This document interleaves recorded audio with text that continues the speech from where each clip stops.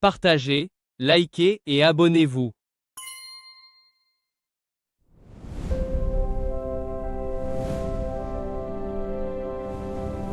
Vous-même, regardez d'abord ce qu'ils ont écrit comme commentaire. Parce qu'il ne faut pas les gens dire que c'est nous, on fait ça. Quand vos gars ne conseillent pas là, vous allez trouver plus bête que vous. C'est écrit à famille.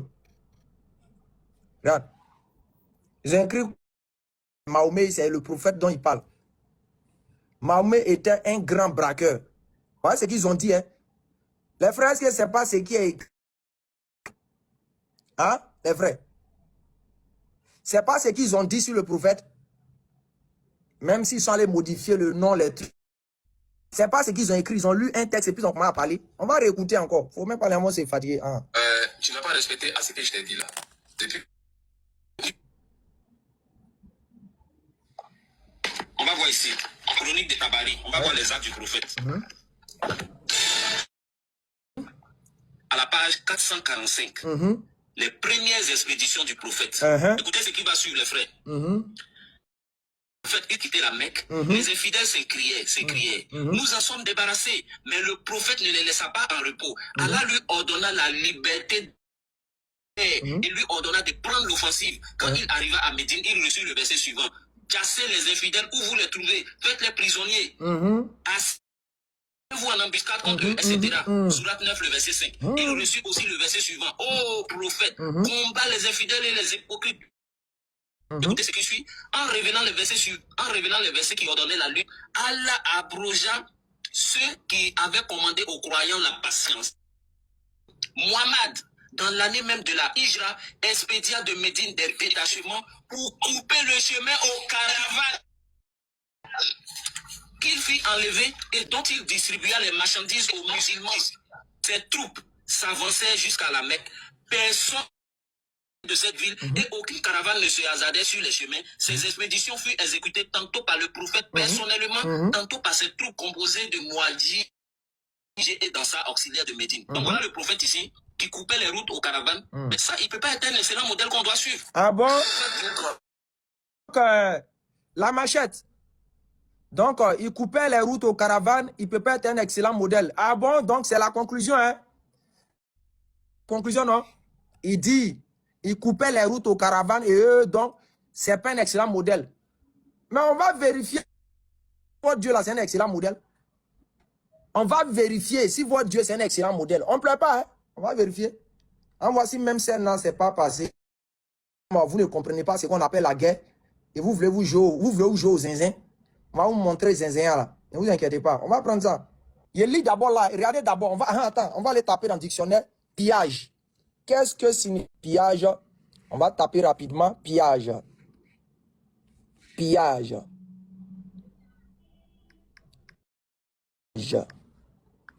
Définition. Bro. On y va. Hein? Tapoter. Hein? C'est pas moi. Hein? Ah. Voilà ça qui est écrit là. Hein? Pillage. Les frères, c'est écrit quoi? On faisait ses conneries. Il dit, mais Dieu, mais le Lévite, toi, tu as eu la chance. J'ai parti au travail. Donc, quand le Lévite a pris le même livre, c'est un chronique de Tabari. Il a pris chronique de Tabari et puis il a lu une partie. Mais nous, on va revenir d'abord pour bien expliquer le contexte et puis montrer qu'est-ce qu'il en est. Mais pour le moment, reste sa famille. Est-ce que tout le monde voit moi? Pillage. D'abord, on va pas à pas. On dit pillage. Le pillage est l'action de voler des biens en usant de la force ou de la violence, généralement en causant des destructions. Je reprends encore. Le pillage est l'action de voler des biens en usant de la force ou de la violence, généralement en causant des destructions. Est-ce qu'on est d'accord, famille? On a tous vu la définition du pillage. Hein? En commentaire, Ayafo, on a vu. Je vois oui. Oui. Oui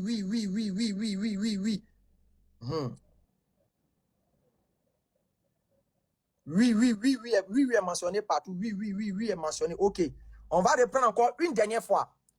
Le pillage, pillage. Le pillage est l'action de voler des biens en usant de force ou de violence, généralement en causant des destructions. Ok. Tout le monde a vu la machette et puis le lévite. Venez voir maintenant. Vous allez voir le premier Dieu voleur. On y va. Comme vous voulez vous jouer aux bêtes, vous allez trouver des gens qui sont bêtes. Non, Samarie, j'ai pas besoin de ça d'abord. On y va. Allez, Djigui. On y va d'abord ici. Jésus parla à Moïse et dit.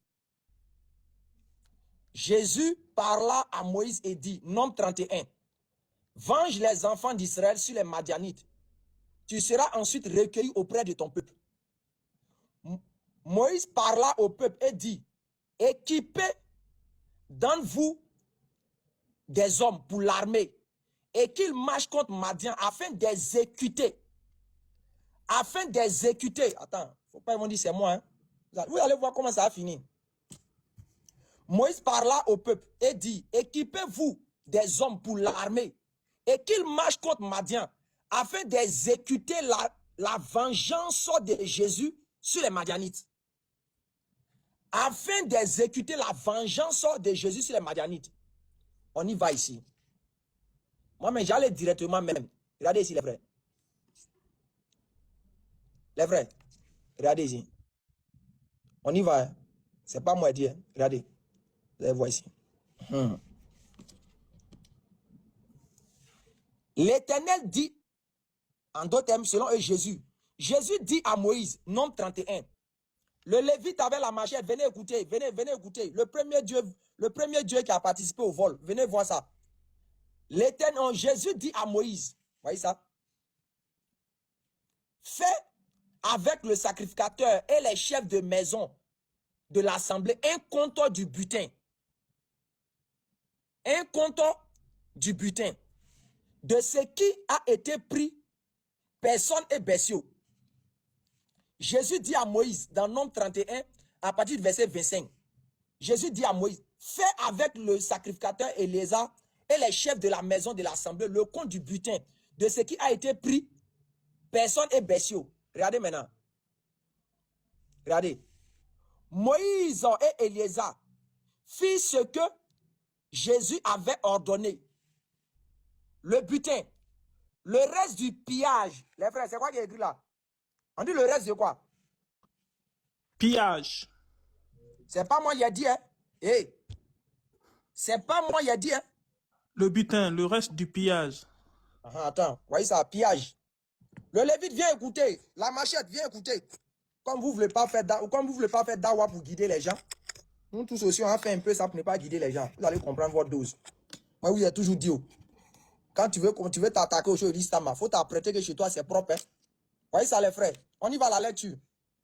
Le pillage, lecture. Le pillage est l'action de voler des biens en usant de la force ou de la violence, généralement en causant des destructions. Ok, donc on revient maintenant.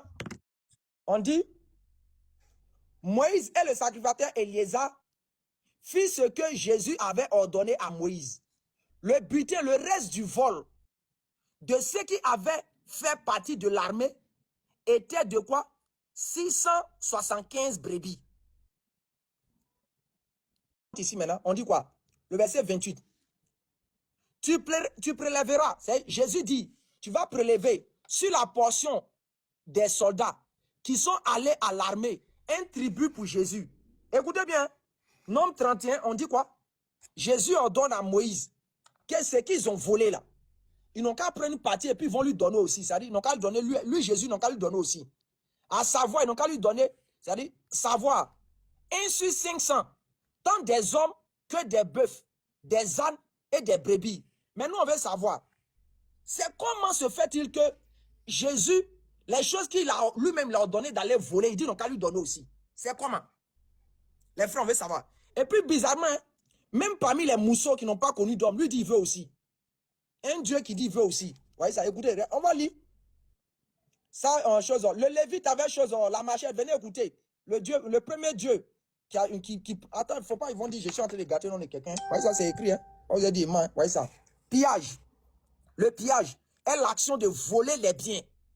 Le pillage est l'action de voler les biens. Maintenant, Jésus maintenant il dit quoi? Jésus, on dit, Moïse et Éliazar firent ce que Jésus avait ordonné à Moïse. Qu'est-ce que Jésus avait ordonné à Moïse? Le reste, le butin, le reste du vol de ce qui avait fait partie de l'armée, c'est le reste là. Le reste de vol qu'ils ont fait là. Qu'est-ce qu'ils doivent faire?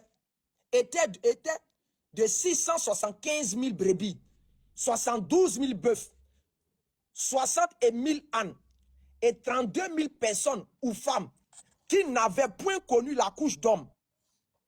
La moitié formant la part de ceux qui étaient allés à l'armée fut de 337 500 brebis, dont on y va. Écoutez bien, voici maintenant pour Jésus. Jésus dit quoi? Regardez bien la partie. On regarde bien, regardez bien la partie. On dit, le reste, le butin, le reste du vol de ceux qui avaient fait partie de l'armée était de. Ils vont citer maintenant le reste de vol là. C'est qu'ils ont volé là. Ils vont citer le reste. Maintenant, on dit dans le reste, là, voici la part de Jésus. Vous voyez la partie, on dit, la moitié formant la part de ceux qui étaient allés à l'armée fut de 337 500 brebis, dont 675 pour qui? Pour Jésus. Mais attends les frères, je veux savoir.